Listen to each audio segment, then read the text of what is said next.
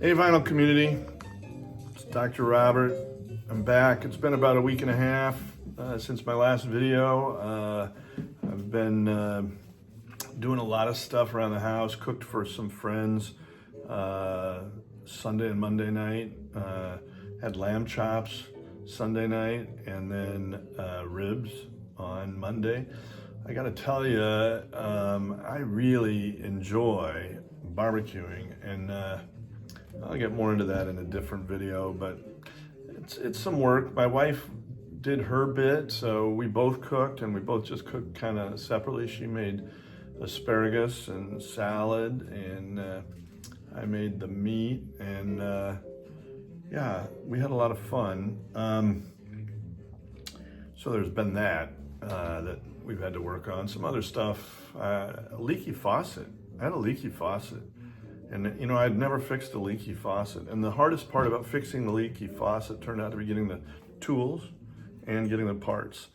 And getting it apart. Once I had it apart and I had the parts and I had the tools, it was wham bam back in and fixed, and feels good. You know, I mean, it's weird because the faucet leaked for a long time and just sort of let it go and didn't think it really bothered me, but now that it doesn't leak, it's such a relief. So I guess it did bother me. So bite that off. If you've got a leaky faucet, it's not that hard. And you know, I just watched a couple YouTube videos. That's about it. And if you need a crescent wrench, you got to go buy a crescent wrench. So at any rate, that's been some of what's going on. But today I want to talk about an Albert Ayler album that I've been gifted, and what you're hearing in the background is an Albert Ayler album that I already had. This is his second album. This is on Debut Records, which was Charles Mingus's label, but this is a second pressing, I think, or a reissue on Fantasy. So when Charles Mingus divorced one of his wives, maybe his only wife, I don't know. I think that he gave the Debut label catalog to his wife, and she ended up selling it to Fantasy Records. This is really more mainstream than some of his later stuff. This came out in 1964, I want to say, somewhere in there, early 60s. And, you know, I'm going to do a little bit about Albert Ayler as well as about this album. So first, I'm going to get into the album and really show you what it is. And then I'm going to come back and talk a little bit about who Albert Ayler was, and at least from what I've been able to garner from online and yada, yada, yada. All right, here's the record. And it is, I'm going to say, a really cool record. This was a 2023, almost exactly a year ago, April 2023 Record Store Day release on the ORG Music or Org Music label.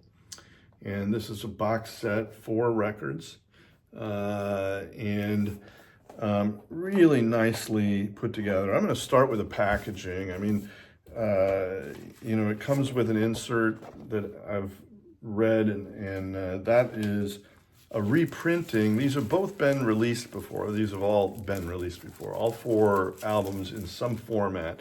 I think they came out as a couple of different double albums back in the 90s and maybe early 2000s. This is the first record I've ever had that came with bubble wrap, front and back of the vinyl, which I found, you know, a nice touch.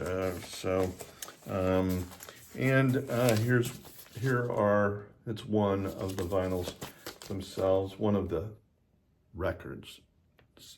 Don't call them vinyls. So this is comprised of 4 concerts played on 4 different evenings in 4 different European cities in the year 1966. So the title of the album, Europe 1966. And the cities were first in Berlin, November 3rd, second in a German city named Lorach, which I was not familiar of. That's umlaut over the O, November 7th, 4 nights later. Stockholm, Sweden, November 10th. And then the final one in Paris, I think that's in France, November 13th. Ooh la la. So those are the dates, those are the concerts, and these were all separately recorded. These were not recorded apparently off the soundboard. It seems like from the dates, from the information, they were recorded by radio stations or other organizations in each of these cities. And this was a moment for Albert Ayler that was, I think, I won't say that it's maybe, the apex of his career, but it was a big moment for him. So he, at the time of these concerts, was right around 30. His band included his brother on trumpet, and they were raised in Cleveland, Ohio, in the neighborhood of Shaker Heights, if you know Cleveland. It's a very nice neighborhood. I lived for 1 year in Cleveland in University Heights, adjacent to Shaker Heights, and really quite a nice neighborhood. Their father was also very involved musically, and got them both involved in playing music, and motivating them to go out and make an impact in the world. So Donald Ayler, his brother, was on trumpet. He had I think he was Scandinavian, Michael Sampson on violin, and he has migrated to the United States. And then Beaver Harris has been around in a number of contexts on drums, and William Falwell on double bass, acoustic bass. So that was the quintet. And these guys were part of a jazz show that included sort of more commercial names, including Dave Brubeck, Stan Getz, Sonny Rollins, Illinois Jacquette, Max Roach, Joe Jones. So, and these guys, I guess, wrapped up the evenings and in these shows, which you would think it would be the biggest act, but they were not the biggest act, and they were not treated as the biggest act by the promoters. But these shows were great for Albert Ayler in the sense that he was struggling in the United States for recognition. And jazz critics were critical of him, and his audience really was limited in the United States. Now, the appreciation of Albert Ayler by some very important people, and primary among those, John Coltrane, was substantial. So John Coltrane, several years older than Albert, but really liked his music, and they were mutually influential. So Coltrane is quoted as telling Albert that he felt at times he was imitating Albert. And there was a wonderful quote, and I'm not going to quite get it right, but Albert said back to him, "No, you were just being yourself. You weren't imitating me. You were being yourself and seeking spiritual unity."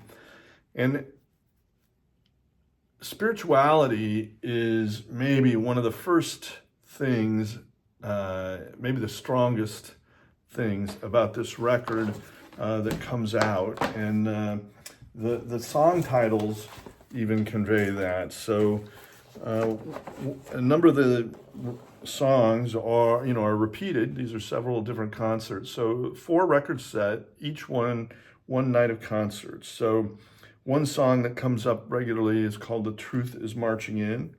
Another is "Our Prayer." Another is "Ghosts." Another is "Bells." Another is "Omega is the Alpha." There's one version of a Japanese traditional song called "Infinite Spirit" from Japan that I think he learned from Pharoah Sanders, if I've understood it. And then the last song here is from the closing song of the Paris Jazz Festival, called Our Prayer and Holy Family. And that was preceded by Spiritual Rebirth, Light and Darkness, and Infinite Spirit again. And the spirituality of this music to me is just, you're not paying attention if you don't notice it. The thing that Albert Ayler was criticized for back home in the States by jazz critics was that he was too traditional, even though he was really at the forefront of the free jazz movement. But he considered his contribution to free jazz to be different than many of his contemporaries. And he really liked the idea of kind of, calling out and playing more traditional riffs. And among those were sort of military marches, which would start off, The Truth is Marching In. It starts with something that sounds like, a parade march song or tempo. And he also was calling out traditional New Orleans jazz, and he saw that as important. He wanted to do that. And why that wasn't appreciated, I don't know, it's very sad, but what he found with the audiences in Europe, by and large, was a great level of acceptance. And they said in one place that it was almost like the Beatles. So they were massed by the fans. They were applauded by the fans, and you can hear that on this record as they finish each song. It's like the audience has been incredibly respectful, like they're at a classical concert, classical music concert, and they wait in silence till the musicians are done, and then they just burst out in loud applause for this music. So they really were appreciating the work that Albert Ayler was doing, which he was having a hard time finding his audience back in the States. So that's the music here. The package, as I said, the packaging, the box is immaculate. The internals of it are immaculate. These are at least 150 gram pressings, if not 180. The pressing is just fantastic, and the music on it is just fantastic. This was mastered by Dave Gardner, and I haven't been familiar with his work, but I believe these are from the original tapes, analog tapes. They have been put out on CD, and two of them only on CD, and then two of the shows separately. They came out as two different two-show packages, again, back 20 years ago or so. And one of them on vinyl, the other two not. So that's the content of this, and that's the manufacturing of this. Really a delightful package. Now I want to make sure, I'm going to say it here, I think everybody is clear that this was gifted to me by the ORG Music Company in order to review and put my review up online.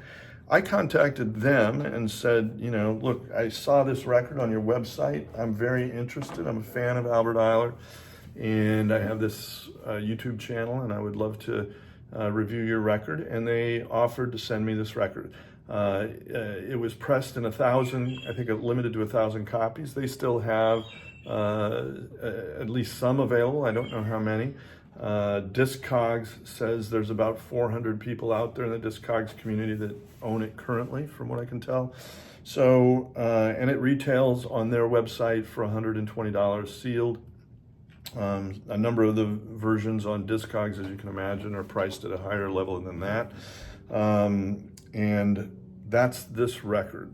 Definitely, in my opinion, a great contribution to the legacy of Albert Ayler. So I'm going to go there now and kind of wrap up this video with a few things about his life. So I told you he grew up in Cleveland. His younger brother, Donald, was 22 at the time of these concerts. Albert was his older brother, and I think was about 30.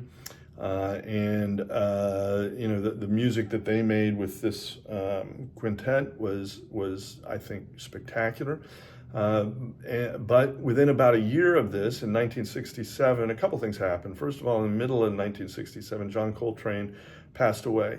And John Coltrane and Albert Ayler were both great friends, and I think Coltrane was a little bit of a mentor to him. Even though I told you, Ayler had that comment that Coltrane made this comment that, I find myself imitating your style. What a rare comment to come from your mentor, right? But both of these guys, just such humility. I mean, and for Ayler to come back and say, no, you're only seeking spiritual unity. I mean, their friendship, it just sounds to me like a friendship. You don't get a lot of those, right? And so Coltrane dies from liver cancer in the middle of 1967. That's about 7-8 months after these concerts. He asked Albert Ayler to play at his funeral. Apparently, also asked Ornette Coleman, and Albert Ayler did play at his funeral, and apparently vocalized at his funeral. And the report I saw said that he let out one very despairing wail, and then one very joyous wail, intended to mean that Coltrane had moved on to better places. Also, sometime in 1967, Albert's younger brother Donald suffered some kind of psychiatric trauma or break, described as a nervous breakdown. And that was, I think, the end of their playing together. Donald did continue to play some, but he retired from music at a certain point, for sure. So within a few months of less than a year of these recordings, Albert Ayler had a couple of really significant, personal losses, I'll say. And not sure, that had to have affected him in a big way. As time went on, he seemed to have his own psychiatric difficulties, and was found, by the time he was in 1970, he was struggling. And one of the things that Coltrane had done, Coltrane had brought him to his record label, the record label he recorded for, Impulse Records. And this is not quite the last, but one of the last records that Albert Ayler recorded in his lifetime. And this was released in 1970 on the Impulse label. Music is the healing force of the universe. And again, the spirituality of this man, you can judge by the titles of his records and the songs he wrote.